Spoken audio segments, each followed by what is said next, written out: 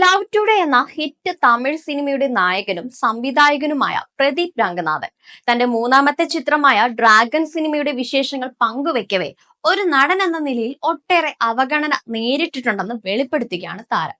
തന്റെ ഒപ്പം അഭിനയിക്കാൻ പല നായികമാരും ആദ്യം തയ്യാറായിരുന്നില്ല.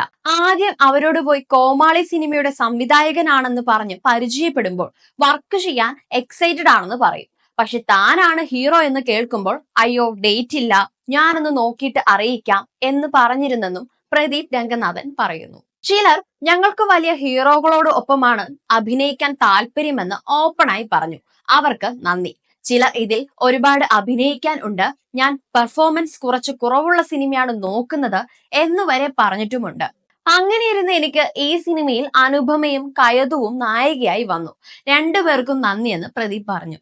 ഓമൈ കടവുളെ എന്ന റൊമാന്റിക് കോമഡി സിനിമയ്ക്ക് ശേഷം അശ്വന്ത് മാരിമുത്ത് സംവിധാനം ചെയ്യുന്ന ചിത്രമാണ് ഡ്രാഗൺ. ചിത്രത്തിന്റെ ട്രെയിലർ കഴിഞ്ഞ ദിവസം പുറത്തു വന്നിരുന്നു.